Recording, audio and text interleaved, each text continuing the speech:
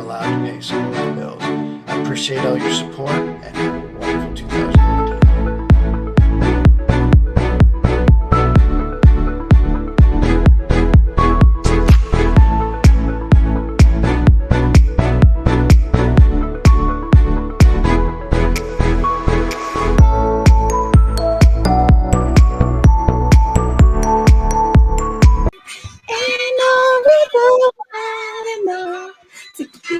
From getting to you.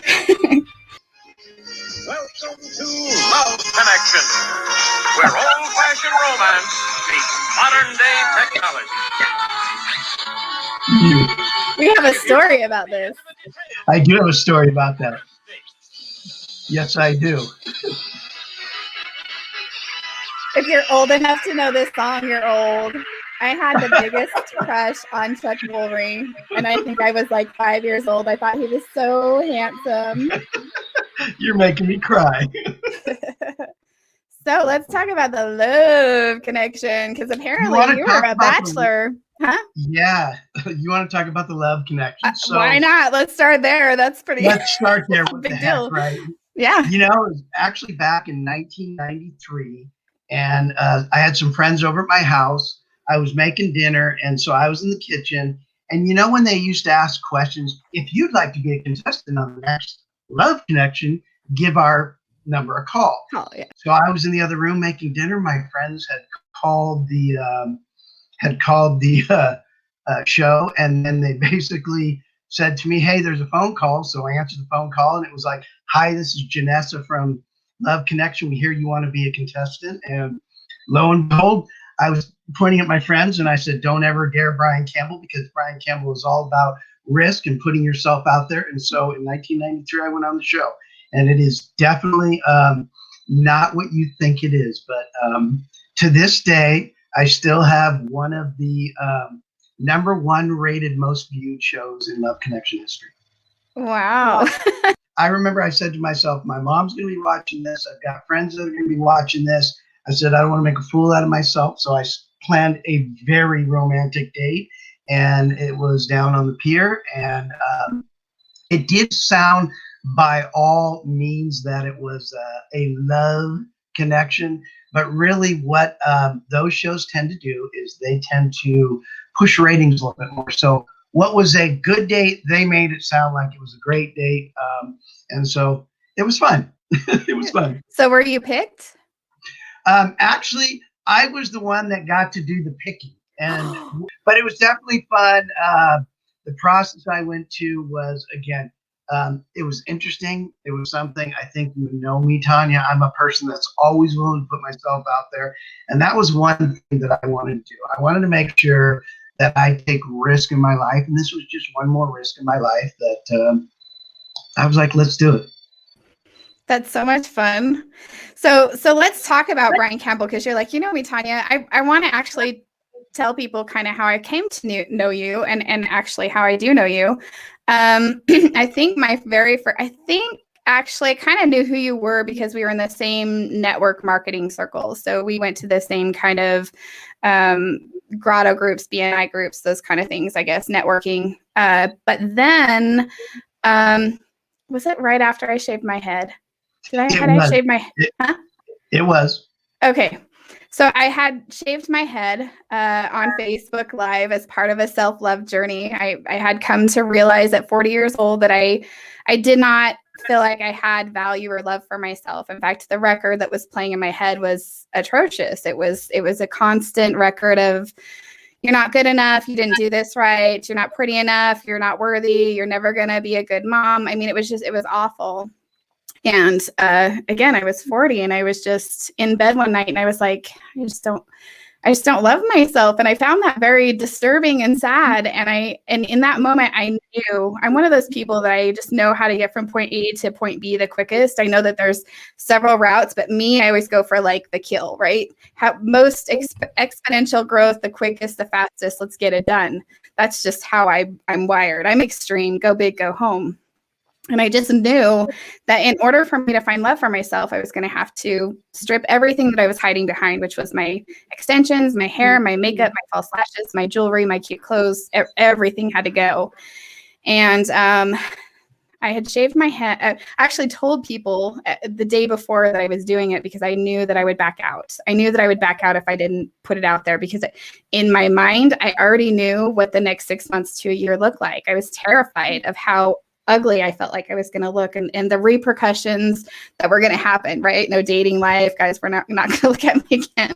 You know what I mean? Like, and just feeling overall bad about myself. Like I knew what was coming. And, so I put it out on Facebook, and I was just sharing with another guest that night I sweat so bad that my sheets were soaking wet. I mean, my hair was soaking wet. My pillow, I have never sweat like that in my life, but I was terrified. This was big. This was a big, my hair, my makeup, my lashes, everything. It was everything to me. That was every security that I was getting rid of my vices. I was getting rid of my food addiction.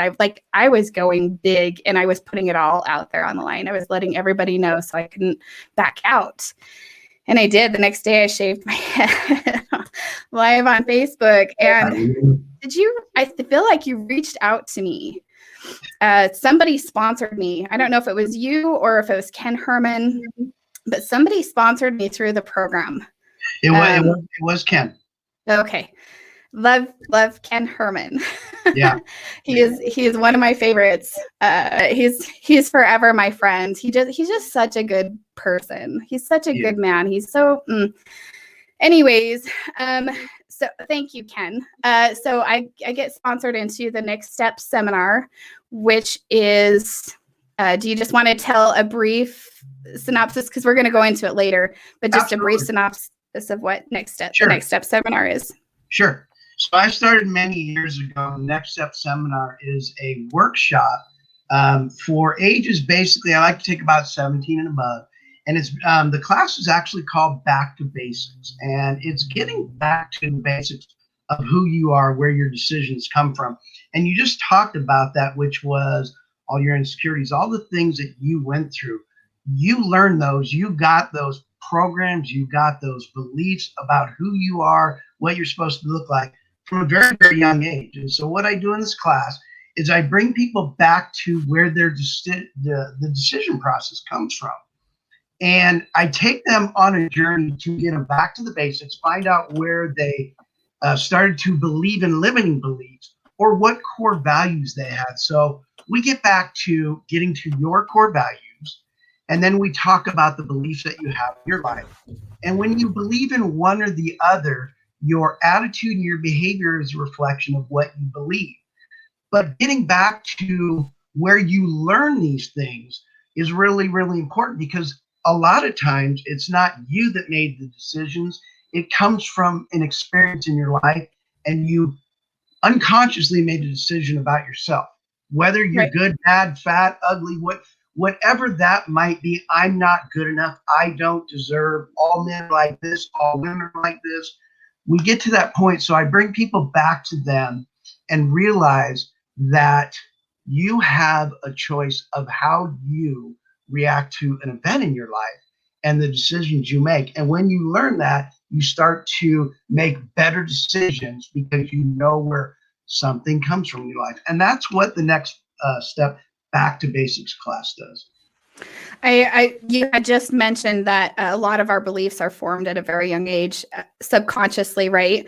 And I had actually read in your book somewhere that 50% of your beliefs are actually formed by the age of 4, which I thought is interesting, and it is. I mean, right? Like, you touch a hot stove, your belief is every stove is hot until you want to double check and make sure it's not hot, because that's a belief that you now have because of an experience that you encountered. So I think it's a lot of beliefs why we have fears and why we believe politically the way that we do is because of our life circumstances, right?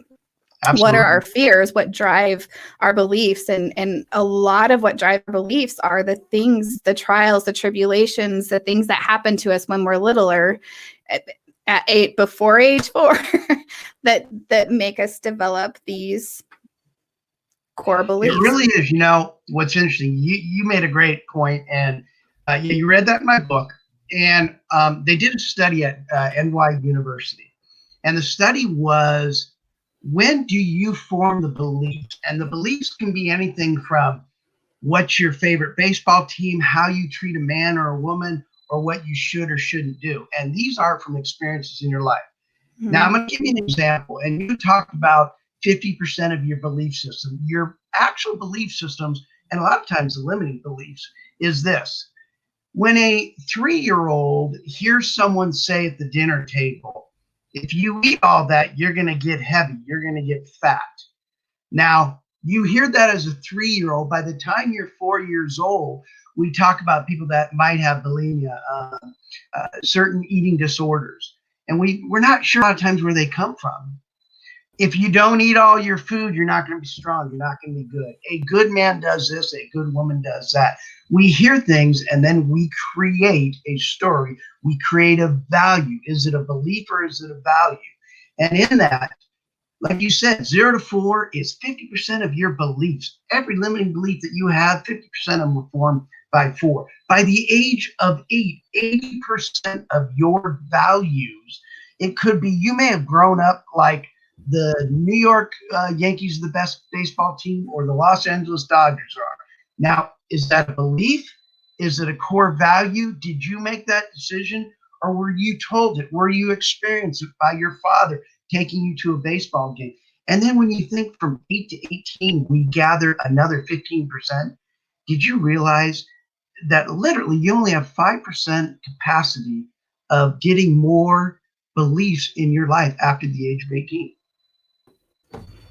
Yeah, because we've already had all those beliefs, which is why I came to Next Steps seminar, right? Which actually the Next Steps seminar is because all of these beliefs that I had developed from a very, very young age, the broken record in my mind that caused me to want to shave my head. I remember at age 5, one of my grandpa's nickname for me, he would always tell me, I guess it wasn't even a nickname. He would tell me I was chunky. I mean, that was a thing. And it's a wonder why my whole entire life I struggled with my weight. I think I really believe in the power of words, and I had Rocky on here and he really talks about the power of words. And I believe that. I believe what we tell ourselves, what we think, what we feed our brains, what we feed our minds, the influences that we surround ourselves with, music, TV, the people that we hang around with, all those words affect who we are physically, mentally, emotionally, everything. Everything. Right? Yeah. So these words affect you, carry them around for your whole entire life. And then you have to go to the Next Step seminar so that you can unprogram this crap that's been programmed for so long, right? So we can dump the trash. We can get rid of it and start a new belief system, which is we are worthy. We are absolutely worthy of everything of every blessing that, is destined for us, Well, this is something that absolutely, when you start to feel that I am worthy, one of the things that I've done, so for over 40 years, I've been in the corporate world and bringing this. And one of my big things that I'm doing right now in the last 2 years, I'm going back to the school level, the middle schools and the high schools. And one of the reasons why is this. We gather those programs, we gather those beliefs, limiting beliefs a lot of time. And when we do not feel worthy, a lot of times, first part is actually loving yourself. I was bullied when I was a middle schooler, and I remember what happened. Those words, when you talk about all those words that you hear through your life, Tawnia, it's real interesting because when people would bully me, when my self-esteem was low, I remember what the result of my actions were of that. When I got put into trash cans because I was so small, when I got put into lockers because I was so small, I gathered this limiting belief. I'm not enough. I don't deserve. I'll never be a great athlete. No one ever told me that. These were the stories that I made up inside my brain because I started to believe in that story. And that wasn't true. I had to learn to love myself. And those are the things that anybody needs to start with when they want to move forward. That's one of the things they got to start with. But you talk about in your book something traumatic happened to you at a very young age, which I think unequivocally impacted your life. And I don't know, I had something similar happen to me when I was younger. So we have that in common. Probably not as traumatic as an event as yours, definitely not as traumatic, but do you want to share a little bit about your belief system based on what happened to you as a child? Absolutely. Are you talking about the story when I was 12 walking out of the baseball fields? I was referring to, were you 12 or 11? 11. Okay, yes. 11. So Yes. yeah, I'd be happy to talk about that. And And I appreciate it. Can I just stop you really quick? Because I want to say the trigger warning. We were talking about a very sensitive subject. We're talking about something that could be considered very adult and mature for mature audiences. First, Bryan, I want to say thank you for sharing this. I think there's a lot of people around the world that have this in common. Unfortunately, I think it's something that's not talked about a lot. I think there's a lot of shame in it. Not that there needs to be shame there, but I think we feel shame, right? It's not comfortable to talk about for so many reasons. But I feel like there are a lot of people that have been exposed to different levels of molestation.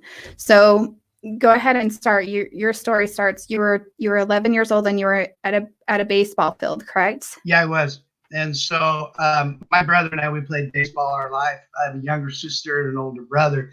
And I was done. And I was I was being a pain in the ass. And I was 11 years old. I wanted to go home. And again, this is 1971, which now tells you about my age, how long ago it was. And in 1971, I realized what I did was my mom wouldn't take me home. My dad was busy coaching the game. My brother was playing. And so I made a choice that I was going to walk out to the street. I stuck out my thumb. I put my thumb out to hitchhike, and an elderly gentleman picked me up. And in those days, not knowing anything about molestation, not knowing anything about pedophilia, and being trusting and everything that we grew up with in a very loving family, which was to, people are friends. A gentleman took me back to the mountains. I gave him every information he needed to know. And he took me back in the mountains and physically molested me, abused me, dropped me off back at home. My parents showed up that night. I never, ever told them anything about the event that happened in my life. I do remember that night saying to myself that the very people, the very foundation of what I believe was to protect you was parents, adults, which was completely crushed, was taken, stamped down, ripped out, pulled out of my heart. And it was not the physical act that actually hurt me. It was the emotional side that I realized that if I trust in any adults, they're only going to violate me, not only physically, mentally, emotionally, spiritually.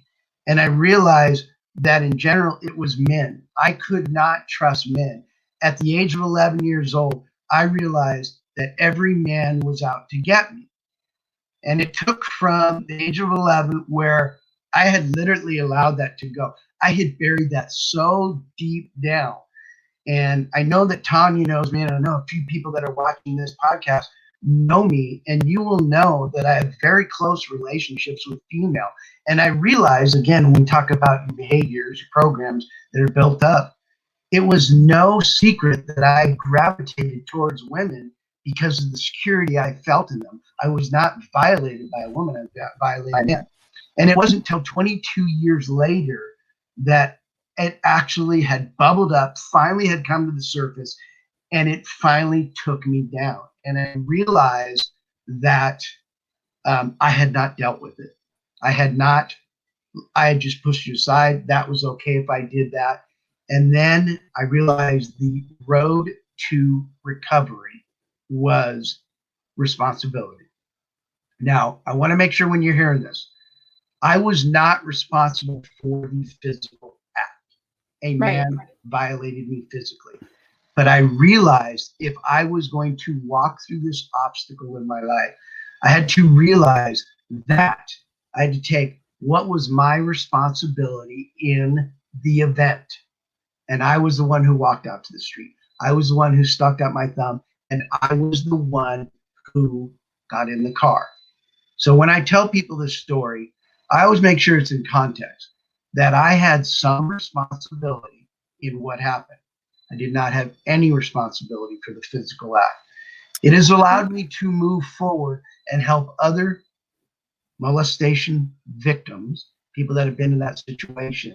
It allows me to say, what responsibility did I have? Which allows me to move forward. People that are sick do sick things, right? And Yes. it's not to excuse anything, but it was part of my healing and saying that somehow that person got to where they were. You're not just born with these behaviors, these ideas and beliefs, right? It was also very instrumental in me knowing that I wasn't going to grow up and hurt somebody. I remember hearing a statistic or something at a very young age that people that were molested grew up to be molesters. And that horrified me because I had this stigma of, oh my gosh, I'm going to be a molester, right? Mhm. I remember talking to at a very young age, like I was like 6 or 7. And I remember speaking to a counselor several years later and telling her how like this was sticking with me, like it was bugging me. And she had said, obviously she said, you know, one, it's bothering you because that's not who you are. Mhm. But, you know, me being able to identify that there was this problem with these people was also, you know, instrumental in my healing. I don't know if that's connecting or not, but No, absolutely. I mean, I totally understand. And I mean, here's the main thing. You can take that and extend it, Tawnia, to this. If a man grows up watching his dad treat his wife, their mommy, a certain way, how will a man grow up? right.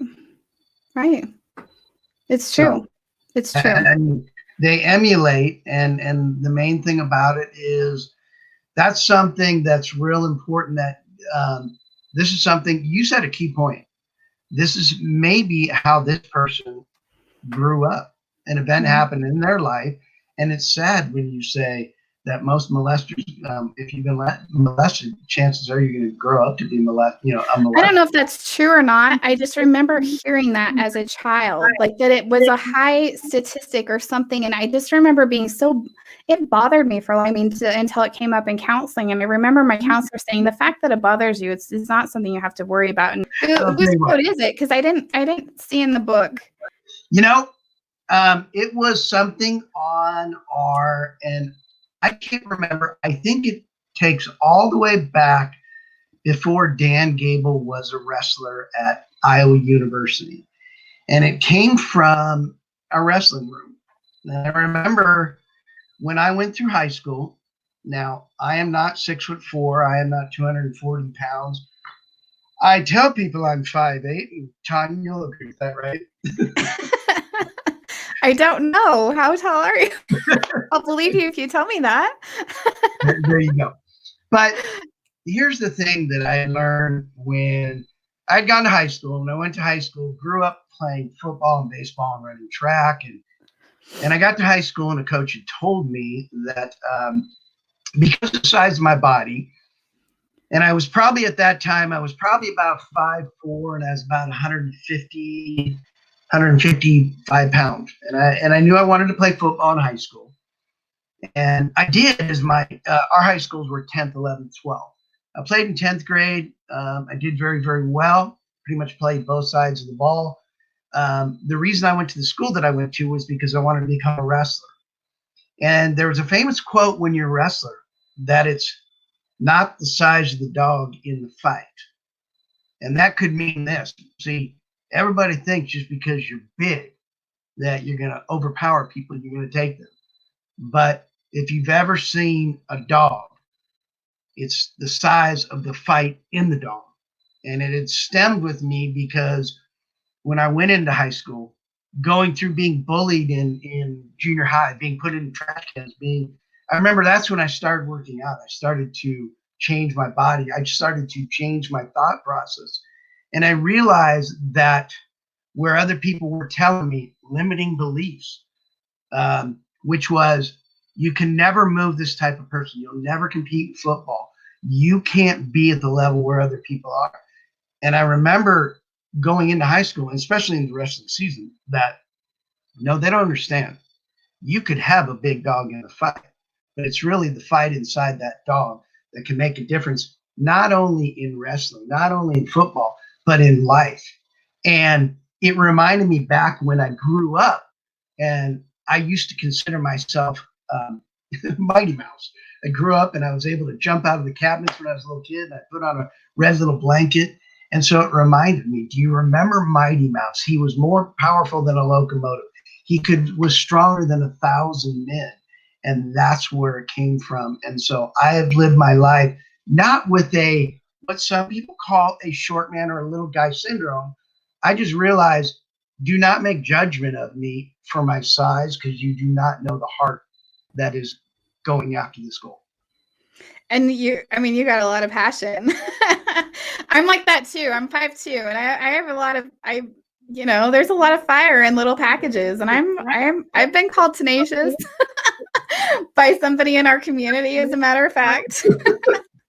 Somebody very well known in our community. I had started a nonprofit, and this person was running a network marketing group, and he was holding a lot of events, and he was into the law of reciprocity and all that. And so I kind of hit him up for a free booth for a nonprofit. I mean, we weren't making any money, and he said no, because if he had to do it for us, he'd have to do it for all the other nonprofits. And so I kind of pushed back on him a little bit, and I get a card and then mail from somebody that worked in his office. And she said, "Boy, you are tenacious." I kept that card. It's in my, she knows who she is, but Tawnia, I'll say this. There's only a few women I've ever been afraid of in my life. And one of them was my mama, and she was a very, very short thing. And that's where I get my size from her. And I was always afraid of her because, she told me if I wasn't being a gentleman, she'd kind of do that and hit me. And we knew you don't mess with mama. Now, my son's wife, one oldest son lives in Texas, and so is my youngest son, but his wife is a true Texas woman.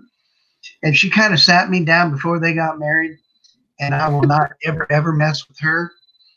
And I would say, I think if I ever brought someone like you home to mama, I think I'd be afraid of you too, because I know how powerful you are, Tawnia. Oh, thank you. I know how powerful you are.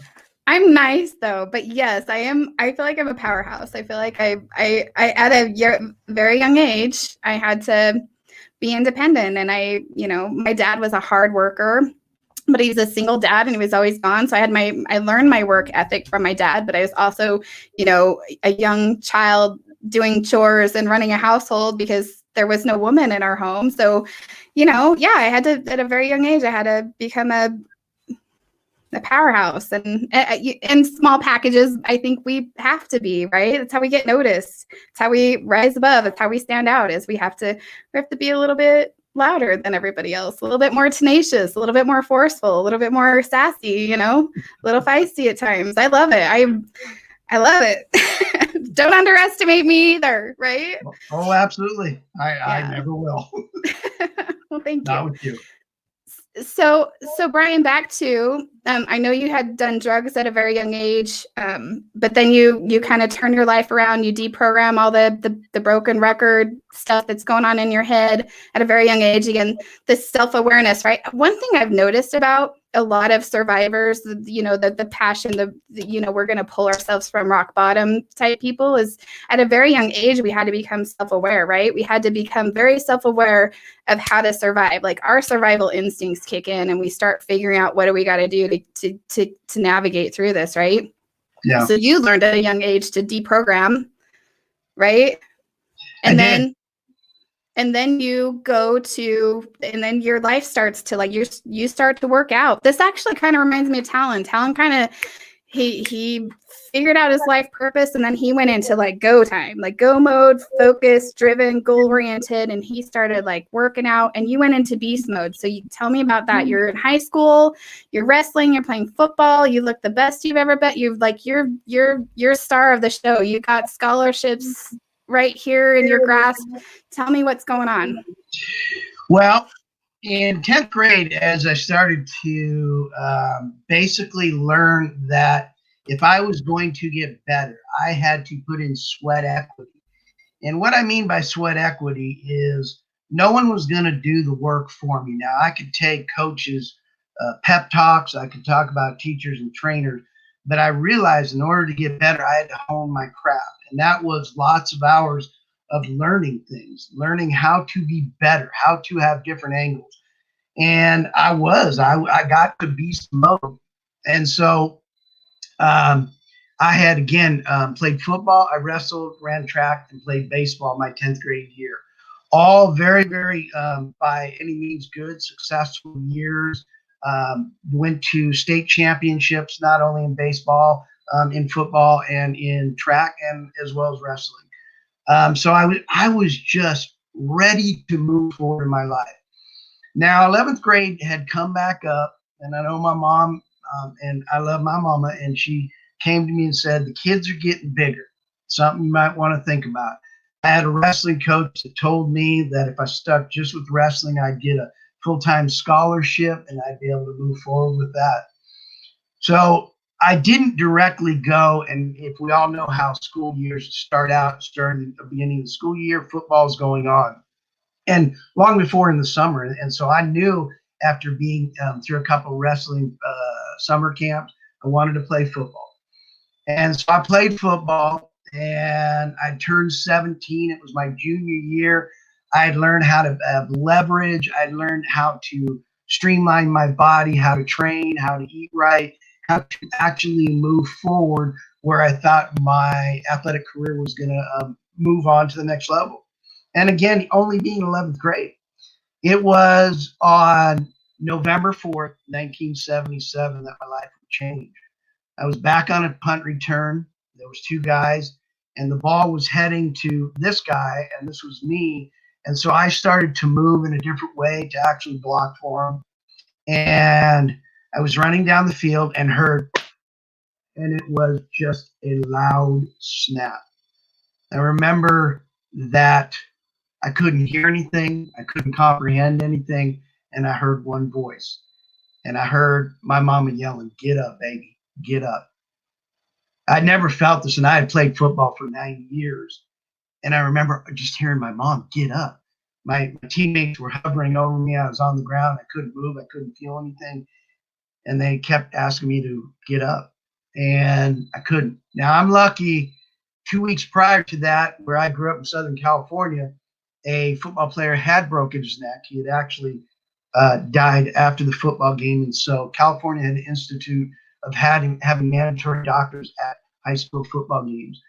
And so I was one of the first recipients back then to actually have a doctor on the football field realize that there was a possibility that I broke my neck. I was hauled off the football field. And if you're going to break your neck, why not do it on homecoming? Why not do it when there's a school dance set up? My brother's birthday is set up. November 4th was my brother's birthday. They took me to the hospital, took x-rays. Over 50 doctors looked at me and told me I would never take my next step. They had found out I had broken my cervical second vertebrae. And back in those days, in 1977, the technology they had was a lot different than what they have now. But I realized that my life had changed. And that whole night, I couldn't really comprehend. I just knew that I couldn't move. I knew that doctors had told me that I was never going to walk again. I know the following day when I had woke up, I remember that all I could say and all I was looking at was, look what is taken away from me. My football career, my wrestling career, my sports career. And so I had to start a process that it's my belief in order to heal in any particular way, you have to have some knowledge of what you're going through. Now, I'd never been paralyzed. I'd never been told I will never walk again. I couldn't feed myself. I couldn't go to the bathroom. And yet I needed to figure out a way of how I was going to heal myself. And so I had asked someone to get me a book because 1977, we didn't have Google. I did my research on what the spinal cord looked like. And I started to mentally heal myself. And the reason why I say that is because I realized that if you can heal yourself from an emotional wound, you can heal yourself from a physical wound. It's the same type of process. It's actually just seeing the end result, but going through with intentions of really starting to heal yourself. So I was told I was going to have an operation, and I did.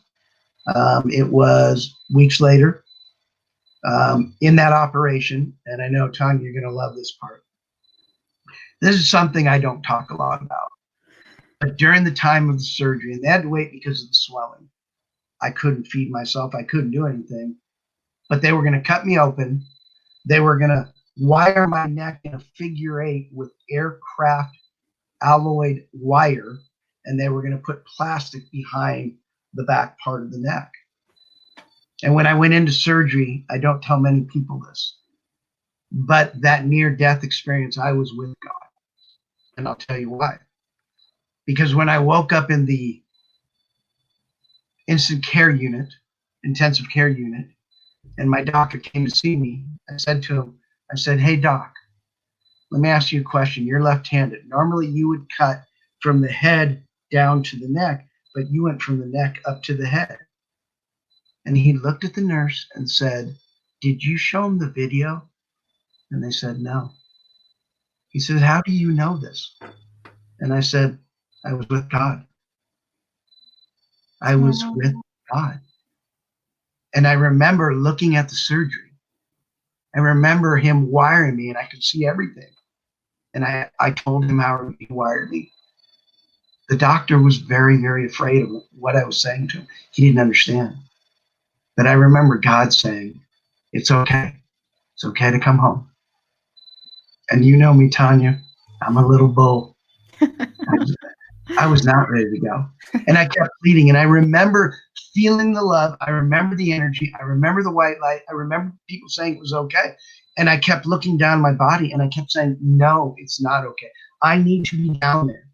And I remember God saying this, I'll allow you go if you impact, inspire, and empower people to show them that the human spirit is capable of so much more.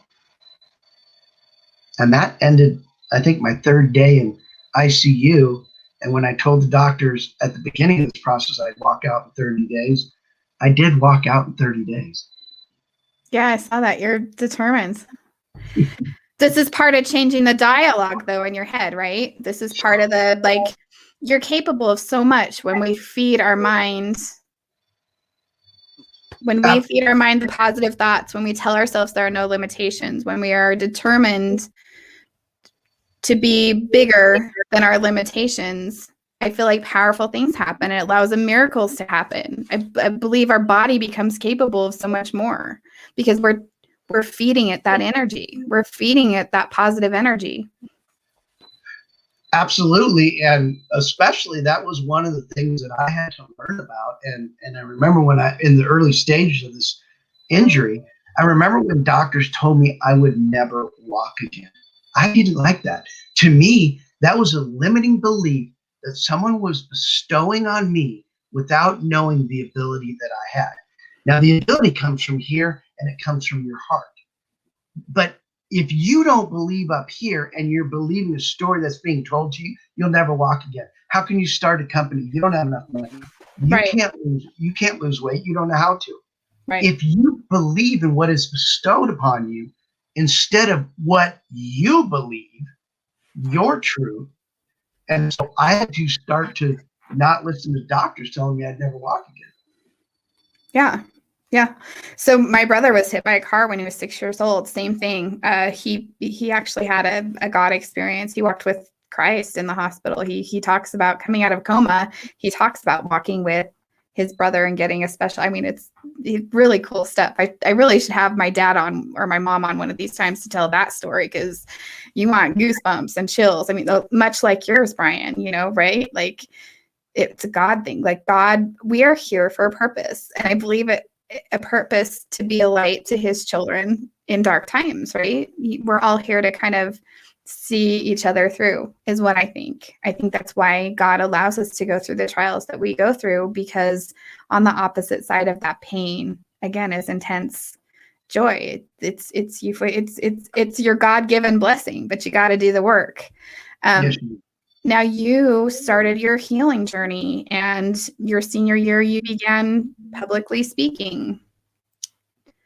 Tell us about that. I did. I was actually asked by a teacher. Now, I know when someone breaks at C2, and some of you have medical knowledge and some of you don't, but your C2 is your cervical second vertebrae that rotates your head this way, up and down, and around in circles. And when I started to heal, when I walked out of the hospital, and even though I realized God had told me to go make an impact, go inspire someone and go empower someone, I didn't know how to do that. And I had a teacher ask me if I would share how I walked away from a broken neck, because it's pretty unheard of. I mean, I'm pretty much a medical miracle back in the 70s. And when he said, why don't you You're still a your medical miracle. Sorry, I gotta interrupt you. You are a miracle You're still a miracle. You've had a lot of stuff happen. Yeah, and I'm sure we're kind of leaning towards that, but yes. What I realized was this: when someone gave me an opportunity, I did not know how I was going to make an impact. I did not know how I was going to inspire, and I didn't know how I was going to empower people. But he said, Bryan, you came up with a 4-pillar system. How did you get out of the hospital? How did you walk? And I designed this 4-pillar system. And most of it was this. The first thing I had to find out was, who am I? What is my core values? And this was all the healing process. And I realized that who am I? I'm compassionate. I'm communicative. I'm loving. I'm caring. These are all positive things. These were all my core values. And I realized, well, how do I feel when I think about my core values? I feel excited, happy, generated. Then I also had to realize, what are my limiting beliefs? And so, I'm not good enough. I don't deserve. I'm too small. You'll never be a success. You'll never start a company. All those things that I grew up with. Then I had to figure out, well, how do I feel with the core values? I feel really good, very energetic. What is my behavior as a result of buying into my core beliefs? My behavior was, I wanted to work out. I wanted to rehab. I wanted to be successful. I wanted to share my message. I wanted to make sure that I empowered other people. When I believe in my limiting beliefs, how did I feel? Not good. Didn't want to speak. Didn't want to rehab. Didn't want to do anything. Well, so the 4-pillar system was real easy. You have core values. When you believe in your core values, your attitude's better. If your attitude's better, your behavior's better. You have limiting beliefs. If you buy into those, your attitude is not good. Therefore, your behavior isn't good. And the teacher gave me an opportunity and said, you need to share this. If this is the way you overcame obstacles, this is what you need to share. And I was very green, and it was a little bit far-fetched. I realized that I could talk about perseverance. I could talk about dedication, desire, wisdom, and knowledge, and attitude, and commitment. I could talk about all those things. Most people understand those. But to talk about my 4-pillar system of overcoming any obstacle that you have in your life, and I mean any obstacle, people wouldn't take it, but I kept speaking, and I kept going, and I kept moving forward, and I was given more opportunities. And then I was given opportunities to speak in front of the Orange County School District, and then I started my programs, and things just went from there. And that's when the Next Step seminars started, was 1981. Were you in high school, right? No, I graduated in 1979. And so what I did was, it's interesting. I had my first company, and I had a mobile detail company when I was in high school. And I realized that if you provided a service that no one provides, you'll get paid proportionally to the service that you provide. Well, I took a business, which was simply a mobile auto detail business, and I built that up so much that I sold it at the age of 19 for a very, very large amount of money. And I was able to travel and have some fun. And I can tell you, never, ever, ever give a 19-year-old kid close to $1 million, because he'll spend it. I was just talking to JC. I just interviewed her, and at 19, she was working at a car dealership. She was like the number 2, number 3 salesman in her dealership. And she was saying on her interview, I made way too much money for a 19-year-old. I developed really bad financial habits because I had more money than I knew how to spend for a 19-year-old, right? So I'm sure you developed some bad spending habits, but then so you went from millionaire to then 25 years old, you get your second injury, and then life just goes downhill. It did. So in 1985, I had blown through a lot of money. I was speaking somewhat, and I decided that I wanted to get back into college, and I did. And at the age of 25, I was working at a night crew, and I broke my back. And when I broke my back, I didn't have to have surgery, but I broke it at the thoracic 12, and I realized that I was going to have to be in a body cast for a year. Once again, I had to go through the mental, the emotional side of recovery. I had to figure out, again, coming back, because here was my second spinal injury. This time, thankfully, it wasn't surgery, but being in a body cast was a little bit different for me. But once again, I knew with the foundation, I knew with perseverance and dedication, I knew that I had the knowledge how to walk through this. And so I knew that I could come back through it. It was a matter of commitment. It was a matter of putting in sweat equity because, again, as you said a couple times already, you got to do the work yourself. You can have pep talks. You can have people give you support. And that is all wonderful. I mean, you need that in your recovery, no matter what you're doing, physical, mental, emotional, physical or spiritual. You need that in your recovery. But in the end, you're going to be the one doing the work. So again, 1985, I had to go through a whole year of doing the work of recovery. Now, because we didn't talk about this, but you talk about it in your book. You actually, after your second injury, you get into drugs pretty hardcore, right? And then you're homeless, you're living in a dumpster, you'd mentioned in your book, and you were also suffering from depression. So it sounds like you now are hitting another low. Like you've already hit one really low, but now here we are going through it. And this one actually sounds worse. I don't know this sounds pretty bad. This sounds like you hit rock bottom. Do you want to talk about that a little bit? Absolutely.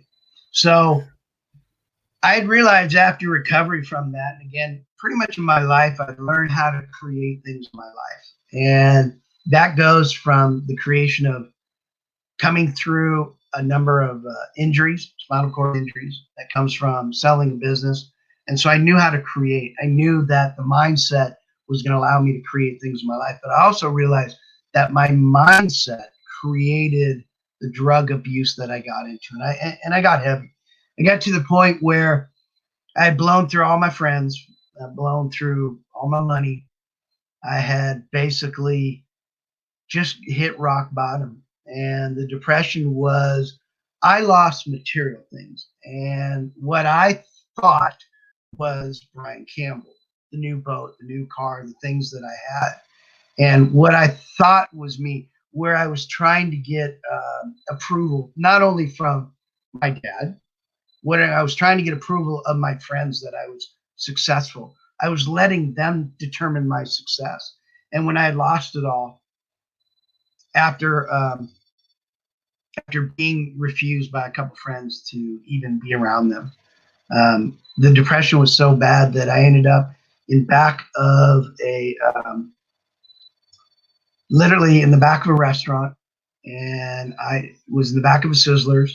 I was sleeping in a dumpster that they had not used for trash, and I had a buddy who worked at the Sizzlers. So I knew that if he didn't use it for trash, I had a place to at least hang my hat, so I wouldn't get wet. I wouldn't be in the total weather. And the depression got so bad that by the time I was 28, I knew that my life had to turn around. I knew that I had to turn around, and I actually had gotten back together with a gal that I dated in high school. And we'd gotten back together. My mom had set something up. Now, at this time, I was still using. I was still drinking. I was still using drugs. And yet I was getting better. I was not all the way clean. And I remember when we met, she was one of my very first high school girlfriends. We got back together. We had decided we were going to get married. And she had said to me when she was pregnant, she said, "You have a choice. You can either be a dad or you can keep partying." And I remember the thought of her being pregnant. Now, you would think someone living out of a trash can, and as far as alcoholism, as far as addiction, as far as depression, you never know what the bottom is for someone. You would think my situation being in that would be the bottom of the barrel for someone. You would think getting people that didn't really like me a lot of money that was owed to people. You would think that that would be the point where you say, okay, I got to clean up my life. I cleaned up a little bit, not all the way. And yet, when she said to me, you have a choice, I did. And that day, the day that I walked into a rehab house was the 28th of September in 1988. And since then, I always know that where I thought I was getting sober because my wife told me we were having our first child, it was not about that. I didn't notice that until years later. It was all about me. It was about me getting sober. And now where I thought, because she gave me that ultimate choice, a father or keep partying, I made the choice to be a father.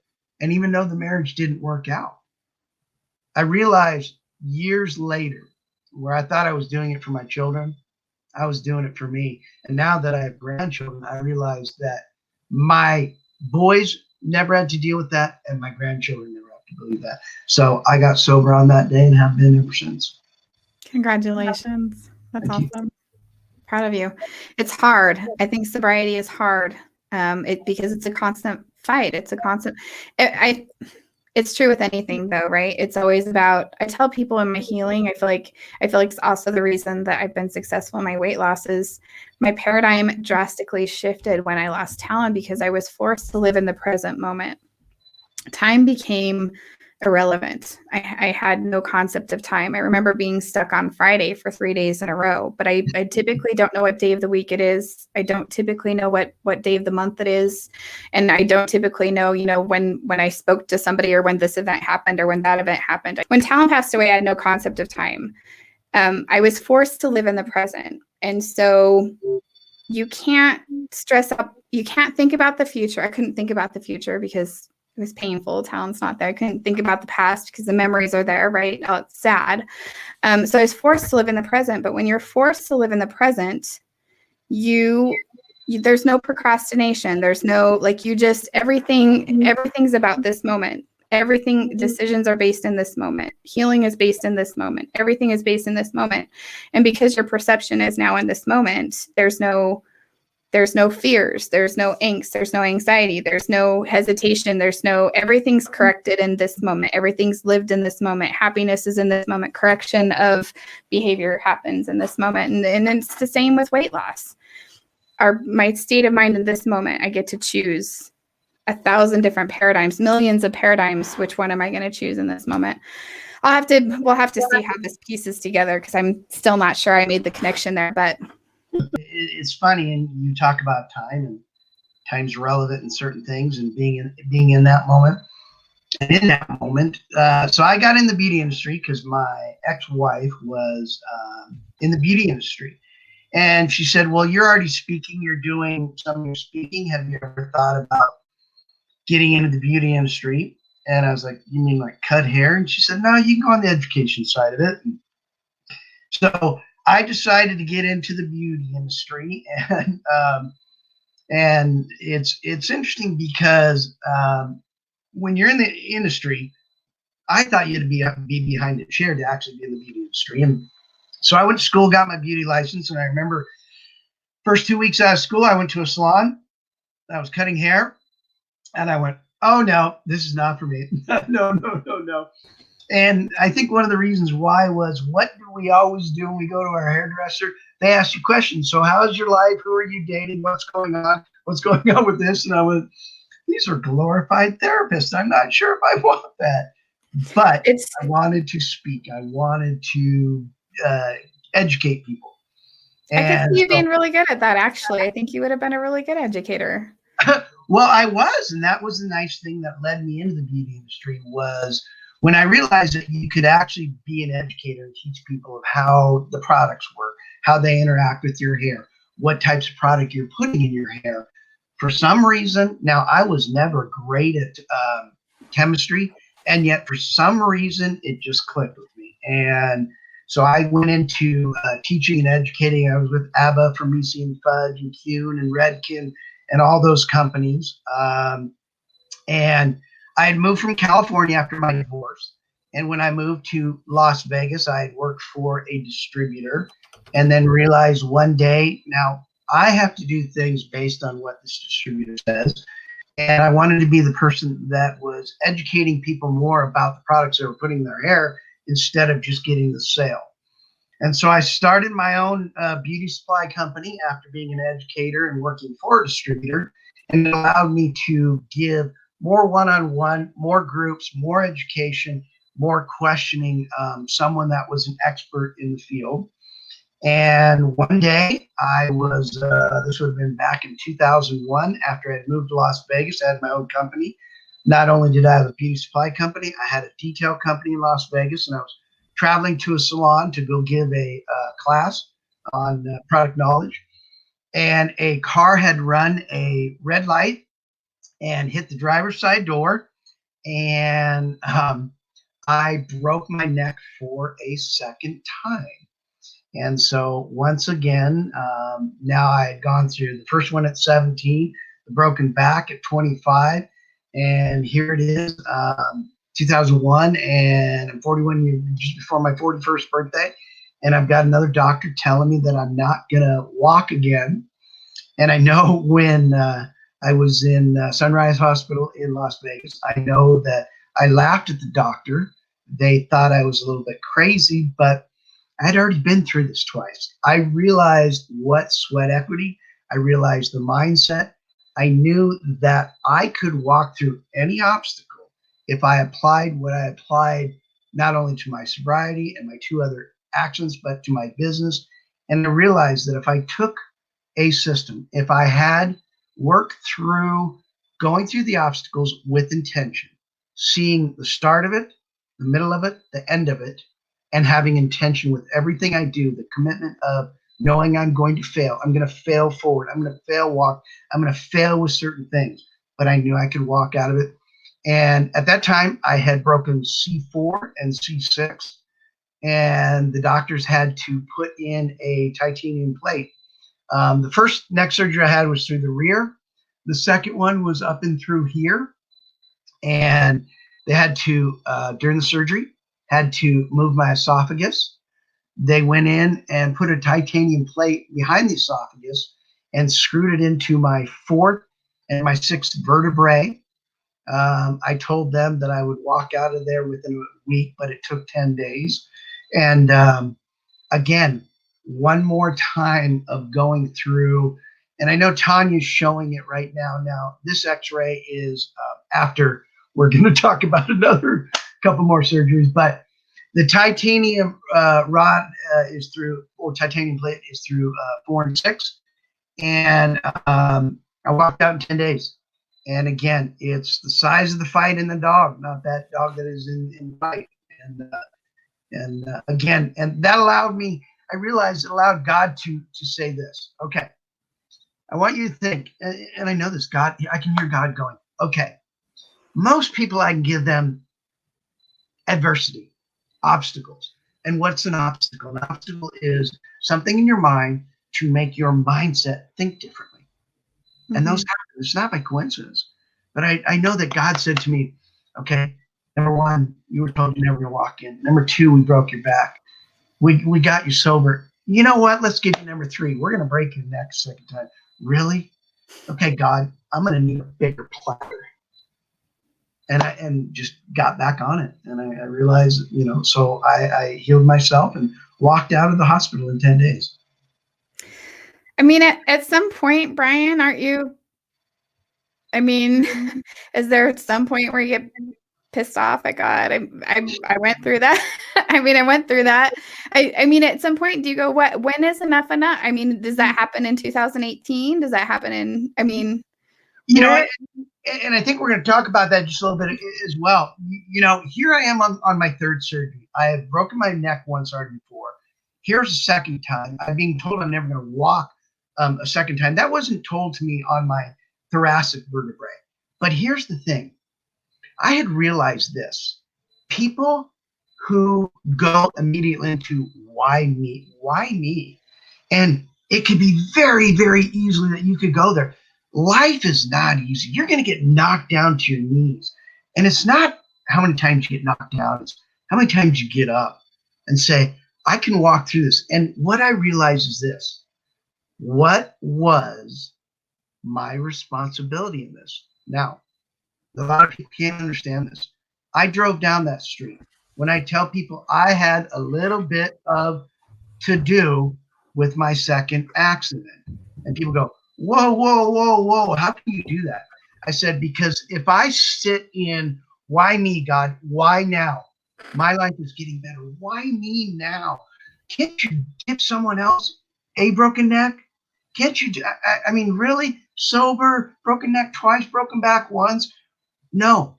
I realized when I went into who chose the street to drive down? I did. Who chose that profession? I did. And as a result of choosing that profession, I drove down that street. It allows me to move forward. It allows me to be stronger because I know this. God wants me to have an abundant life. God wants me to have a life of hope, my dreams, my aspirations, sharing my hope with someone else. So it allowed me to move forward. I agree with that. I just feel like if we're going to be honest and real, right? Because and not that everybody has to curse God, because I don't think everybody gets that. Not everybody experiences that, right? Job didn't experience that. Job's like the perfect example of humility. But I feel like there's a lot of people out there that really struggle with their relationship with God, because not that it's a victim mentality, because I definitely feel like when you're at a pain point where it's so much and you know that there's no relief in sight, you know it's not coming anytime soon.